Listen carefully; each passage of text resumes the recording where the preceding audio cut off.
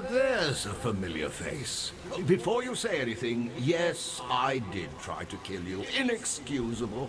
I allowed pragmatism to overcome honor in a moment of desperation. Please accept my deepest apologies. And what do you say? Can the two of us make a fresh start? Marvelous! Now, as you've clearly noticed, the All-Flame has given me another respite from oblivion. Alas, it's a partial success only. I am neither man nor spirit, living nor dead. A state that comes with some rather frustrating restrictions. I know we've only just been reacquainted, but to put no finer point on it, I need your help.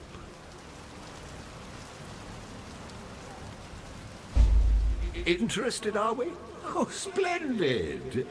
In return, I have a gift or two that I may bestow upon you with a click of my translucent fingers. All you need do is furnish me with a crystal decanter and a juicy piece of fruit. Two humble items that remain agonizingly out of reach for a man in my peculiar situation. Will you look at that? The decanter spiritus. As exquisite today as when I found it all those years ago. You may fault the man, but you can't fault his craftsmanship.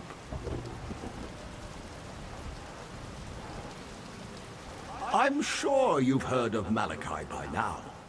Ever the heterodox, he sought otherworldly inspiration by imbibing a substance called ghost wine.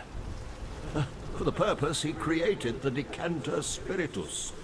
I found it on my last visit here.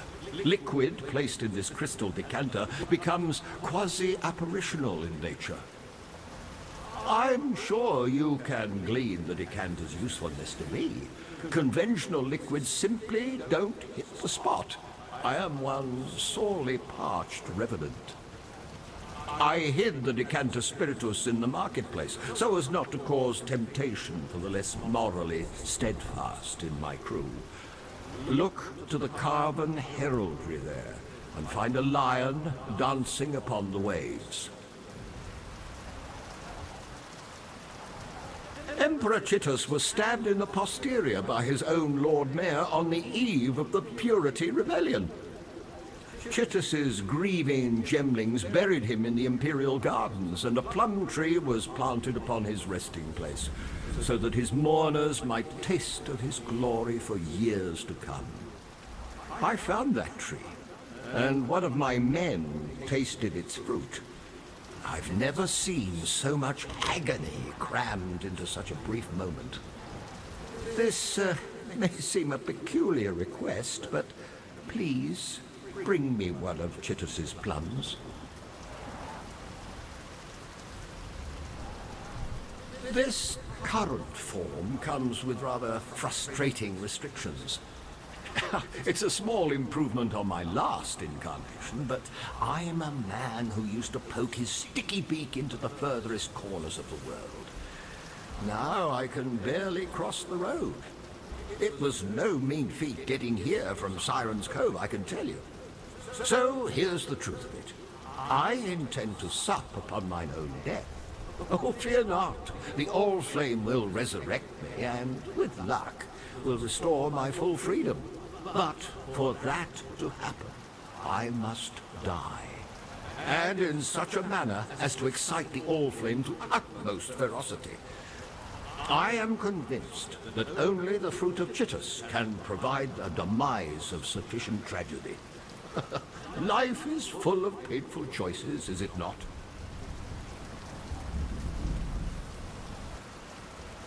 I visited Sarn some 30-odd years ago. Those ghasts, the Undying, you call them, scurried up from the sewers near the river and slaughtered all but a few of my most stalwart lads. Oh, they're a foul parody of humanity, those Undying. Nothing in common with a fine, upstanding revenant like myself.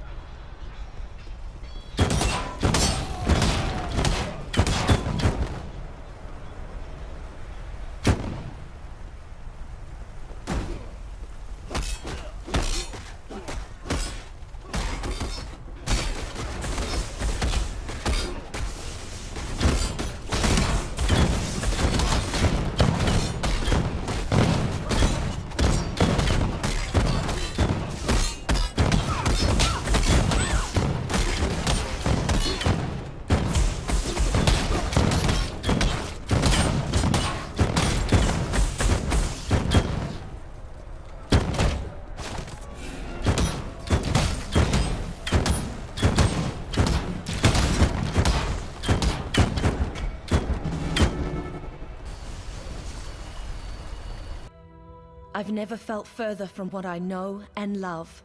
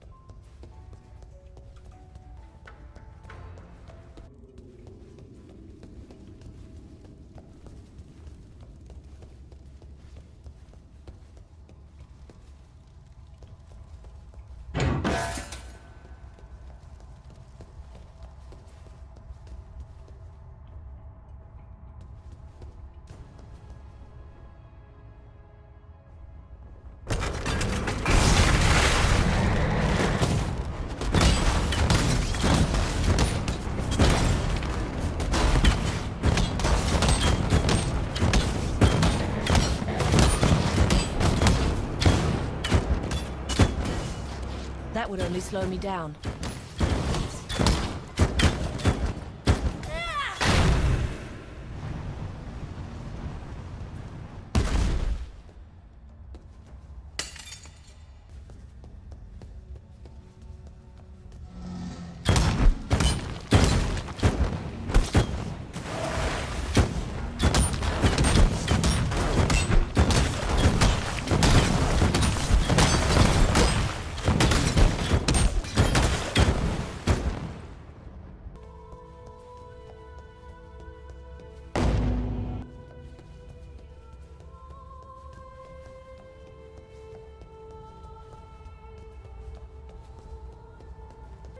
You are not a cockroach. Strange. Inundated with cockroaches I am. Black ones, 4 limbs, nasty, spiky things. Are you spiky? If so, my ribbons will pluck your spines. Malachi liked spines. Liked my spine. Pretty spine. Bejeweled and bountiful. Enough to make an empire weep. Do you weep, not a cockroach? I do. Tears are infinite. Why, on this very day I found a new reason to cry. What is that you have? Not a cockroach.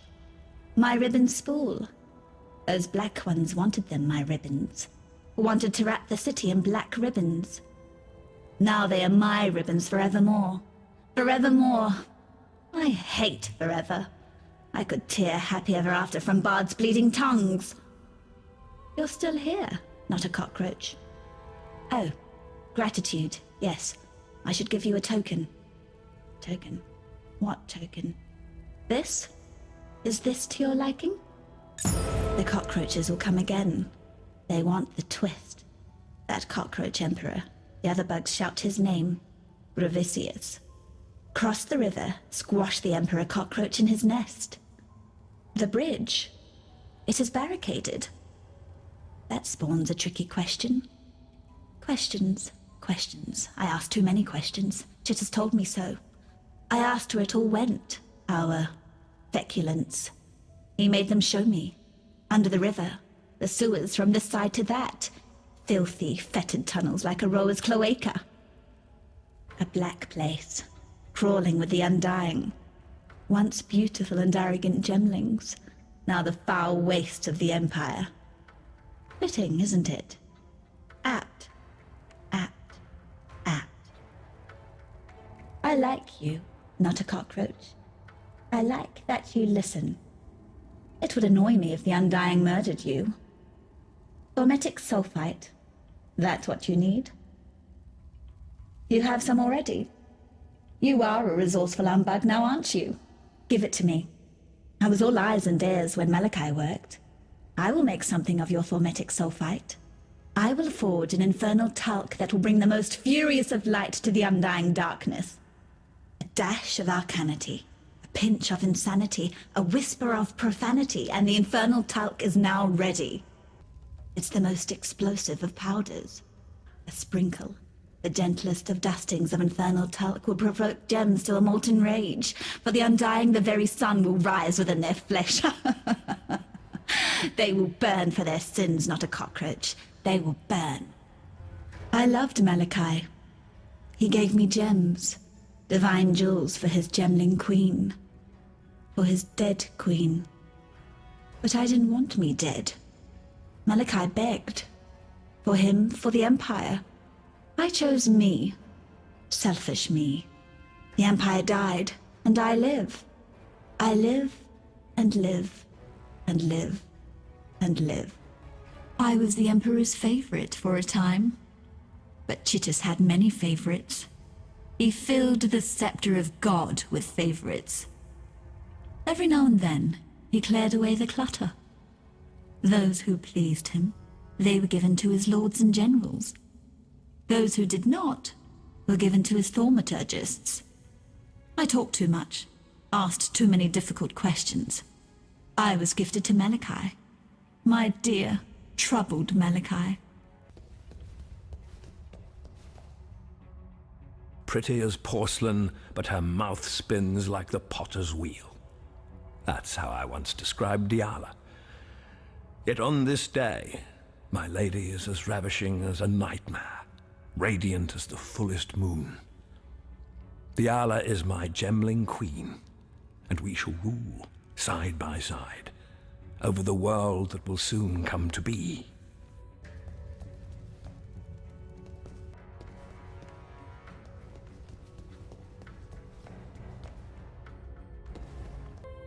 I awoke. Feverish and barely conscious, I set to drawing these maps through the sable hours. By morning, my fingers ached, my eyes burned, yet still I found no rest. The reverie commanded its rendering. The reverie device now stands completed. I've placed the first of my maps within its receptacle. I've taken my maiden voyage into nightmare. I know now that which sent me this precious gift. It knows me, expects my return. It would be foolish to disappoint. Malachi. Tear down the walls that imprison the mind. That is what the gems do. That is their true virtue. The moment my fingertips brushed the cool, silken plains of that first gem, I felt it. My skull ached as if its contents were growing, pressing against the bone, searching for a way to break free. That night, once the wine had dulled the pain enough to allow the onset of sleep, the dreams began. I have not been without them since, nor would I be. Every spark of thaumaturgy that I wield, every device that I forge, every creature that I transfigure, I owe to these lessons cloaked in nightmare. From whence do these precepts hail? Certainly not the mundane grey between my ears.